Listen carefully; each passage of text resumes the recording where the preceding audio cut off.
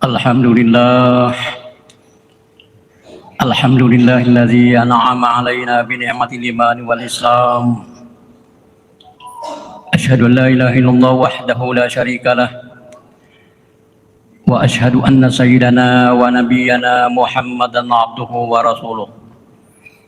Allahumma salli wa sallim ala hadzal nabiyil karim sayyidina Muhammadin wa ala alihi wa sahbihi ajma'in. Amma ba'd. Ya ayuhan nas ittaqullaha haqqa tuqatih wa la tamutunna illa wa antum muslimun. Faqad qala Allah Subhanahu wa ta'ala fil Qur'anil Karim wa huwa asdaqul qailin fa inna ahsanal kalam kalamullah. A'udzu billahi minasy syaithanir rajim. Bismillahirrahmanirrahim. Ya ayuhan nasu kulu mimma fil ardi halalan thayyiban wa la tattabi'u khutuwatis syaitan innahu lakum aduwwum mubin. Sadaqallahul azim wa ballaga rasulul karim wa nahnu ma'ahu minasyakirin wasyahidin. Kaum muslimin sidang jamaah Jumat yang berbahagia,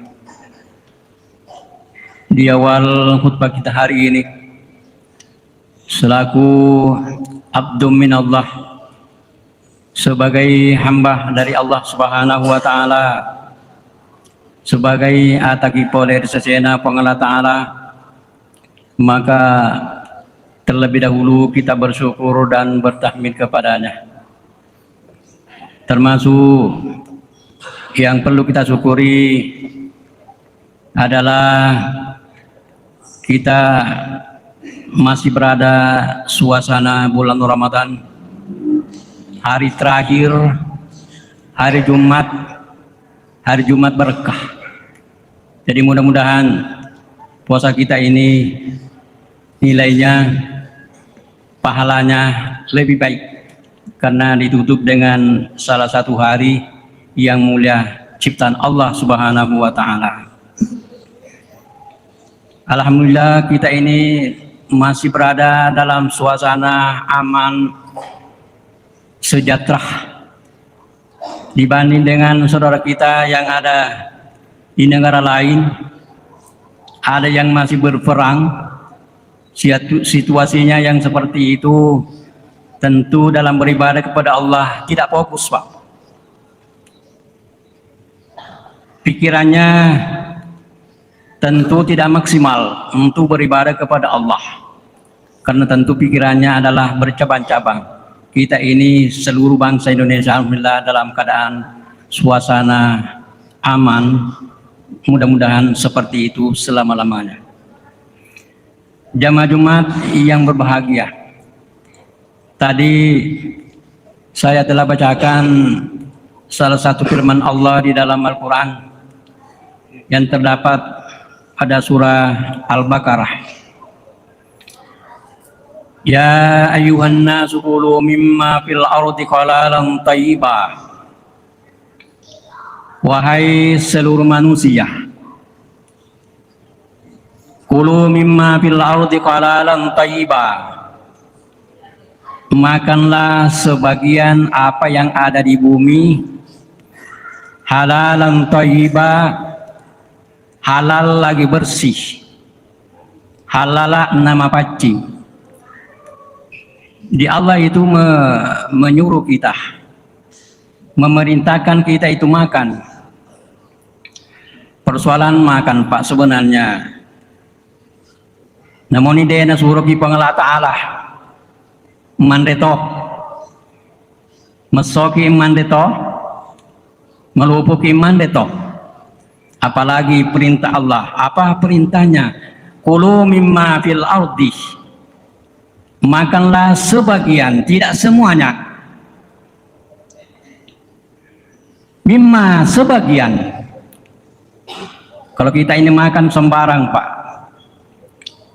yang halal dimakan, yang haram dimakan, yang tidak jelas dimakan, masih ragu-ragu juga dimakan. Maka Allah mengingatkan kita, mimma, hanya sebagian. Sebagian yang mana itu adalah halalan thayyiban, halal lagi bersih. Ternyata saya melihat, saya berpendapat, makanan itu Pak bisa dibagi ke dalam 3 bagian, 3 macam.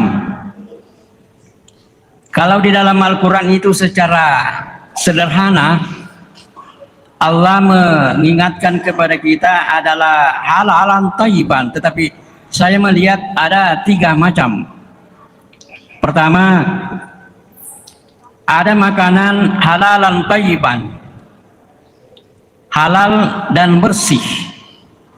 Itu yang pertama. Yang kedua, ada makanan bersih tetapi tidak halal. Yang ketiga, ada makanan halal tetapi tidak bersih.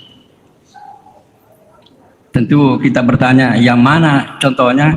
Ada makanan halal lagi bersih, ada makanan bersih tetapi tidak halal, ada makanan halal tetapi tidak bersih.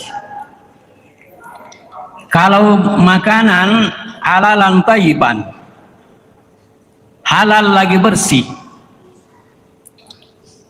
contohnya kalau kita berusaha mencari rezeki, saya kira itu Pak, saya yakin cara kita itu mencari rezeki macam-macam Pak, akhirnya sama, tetapi pekerjaan kita berbeda-beda. Ada pegawai, ada pedagang, ada petani, bahkan ada pelaut. Ini semua potensi yang diberikan kepada Allah kepada seluruh hambanya. Silakan pilih, tergantung dari potensi kita, bakat kita, kemampuan kita. Sebab satu pekerjaan kalau dipaksakan, yang tidak ada bakatnya di situ mau dipaksakan tentu tidak maksimal. Ada tentara, ada sipil, tergantung dari itu semuanya disiapkan oleh Allah yang mana kita pilih untuk mencari rezeki untuk kita makan. Contohnya kalau pegawai, karena pegawai itu Pak ada juga menyebabkan tidak halal, ada juga halal. Seperti pegawai dulu, maunya pegawai maunya, tetapi saya lihat Pak, kalau di kota dengan di daerah dengan di desa, kalau di kota itu Pak pegawai disiplin, tetapi kalau di desa, di kampung, Pak guru toy magalutoy, bagaimana mau halal? Seharusnya mengajar pada waktu pagi, lo keyolo sampai tanggal sok, napa Pak Guru, halal atau bagaimana? Tetapi kalau di kota saya disiplin Pak, karena kalau pegawai itu jam 7.30 harus, jam 7.30 harus datang on time. Lewat itu maka bukan halalan thayyiban. Tetapi kalau on time 7.30 datang, itu namanya menghasilkan rezeki halalan thayyiban, halala nama pacing. Kalau pedagang bagaimana? Itu pedagangnya Pak, madu berpatu itu karakternya. Apalagi pedagang yang menggunakan timbangan,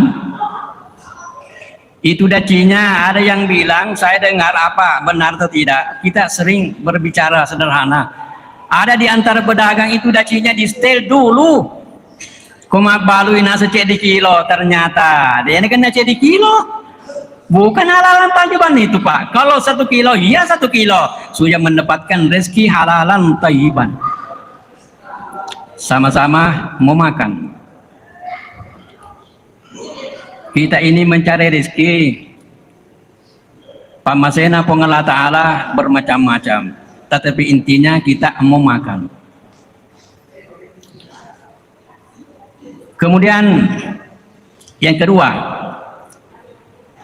ada makanan halal tetapi tidak bersih.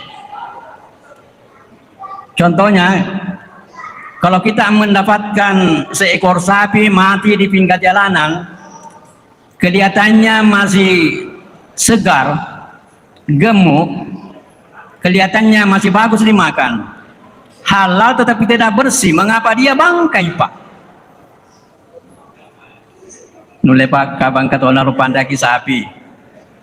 Tolong ke di warungnya, sapi yang tidak pernah disembeli.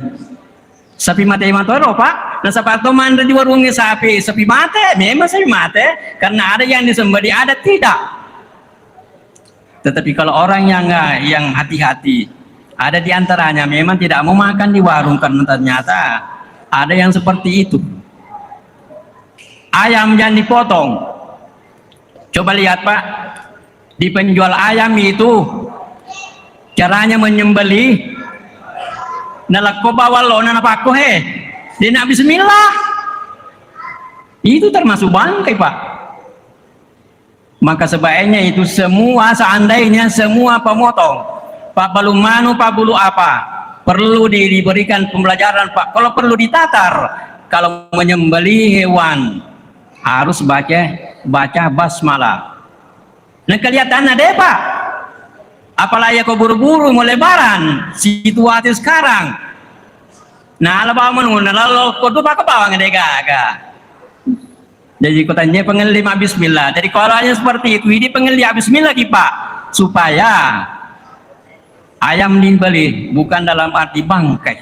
Mudah-mudahan penjual tidak selamanya seperti yang begitu kita lihat, yang begitu kita alami. Coba perhatikan dalam situasi lebaran ini Pak, malepet ibadah, semua penjual ayam itu penuh. Mudah-mudahan mereka itu adalah memberikan ayamnya bukan dalam bentuk bangkai. Halala naiyakia dena mapacing. Ada makanan bersih tapi tidak halal. Pernah saya dengar begini, ada orang lewat di kebunnya orang, ada kelapanya, ada mangganya.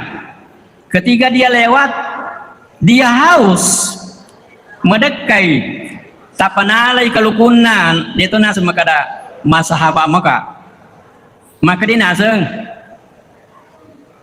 Si anu walai lokam meloi kalukuta, mana kata melo kaluku dega gunana. Sudah dimakan baru dilapor, tak pemakari pun nak kalukue. Oh dia itu nah halal aja tuh, makan nih Pak, makan nih. Kurang di Andre. Jadi sebaiknya itu kalau dia ada nuna tahu di Podoayo lo di Padang. Termasuk tuh biasa ada mangga di depan rumahnya orang, tak gatu meridi megalong macam ni. Tapi lalu kikoro, jangan ambil Pak, walaupun satu. Kalau kira-kira hanya satu, dua lisi semua, kira-kira pun nana Eropa wede itu tengah panas saya ke kafe. Ya kau doa batu mu Pak, di mua dua. Wang aji, tapi macam nak meloi pota cibatu doa batu. Tentu mak kita alamina alanimbe saya halalkan. Dia ada yang terbegitu melau bukan doa batu, mana kata kantong. Maka yang punya mangga seperti itu tidak halal. Jadi janganlah. Terutama ada yang seperti itu. Persoalan pekerjaan, jangan ada di antara kita ini memandang rendah di antara saudara kita. Sama halnya petani. Itu pekerjaan petani itu Pak, kelihatannya yang dikerja adalah tanah. Ternyata tanah itu adalah makhluk yang bertasbih kepada Allah. Maka petani itu ketika dia menggarap tanahnya Pak, dapat pahala karena benda yang digarap itu adalah sedang bertasbih kepada Allah. Petani itu Pak, petani. Dan saya nilai, saya lihat yang paling banyak sedekahnya itu Pak, dibanding dengan pekerjaan yang lain adalah petani. Contohnya petani Pak, Kopurai paneng. Biasanya itu Pak, kopura magalu iro tetangganya no lima no baca-baca Pak. Syukuran. Nih di pegawai kopura ki materi magaji. Kemudian kami kata syukuran i pegawai. Nah momen gaji jadi gak syukuran. Sedekahnya kurang. Nah itu petani Pak, ketika menggarap sawahnya itu, nandre manu-manu, itu burung-burung yang memakan padinya seorang petani adalah sedekah bagi dia. Persoalan makanan, ada sebuah kisah yang begini. Itu Nabi pernah diundang oleh sahabat makan-makan. Itu Nabi biasanya diundang, dia juga panggil sebagian sahabatnya untuk bersama-sama dengan menghadiri undangan yang diundang kepada Nabi. Nah ketika Nabi selesai makan, itu biasanya di paya kepuran ni mandre minum mesoni magalopan dingin, duduk-duduk istirahat. Itu Nabi waktu itu Pak, setelah dia makan Nabi menangis Pak. Wahuwa ya baki. Maka ada di antara sahabat bertanya, limaza ya baki ya Rasulullah, mengapa Rasulullah menangis? Apa dia bilang? Wahai sahabatku, makanan-makanan yang seperti tadi ini kita telah makan, dipertanyakan nanti di hadapan Allah Subhanahu wa Ta'ala. Nyata-nyata yoli kiro Pak, nyata-nyata diundang, masih ditanya oleh Allah kepada kita. Apalagi kalau ada makanan tidak jelas, tapi engkau moliki mandre-andre matunu manu di kita tahun lama kada engkau makerja mana ro ternyata tukang begal cepat manuna tena tikir seweni noliki matunu manu magani. Dia ada Pak ini, kalau engkau tuh moliki mandre tidak pikir, insya Allah sebentar ternyata pasti ditanyakan oleh Allah Subhanahu wa Ta'ala. Maka makanlah sesuai dengan petunjuk perintah dari Allah, halalan thayyiban, halala nama pacing. Demikian kira-kira yang sempat saya sampaikan, mudah-mudahan ada manfaatnya dan berkahnya kepada kita sekalian. Barakallahu li wa lakum fil Qur'an lazim wa nafa'ni wa iyyakum bihi minal ayati wa dzikril hakim wa taqabbal minni wa minkum tilawatahu innahu was-sami'ul alim.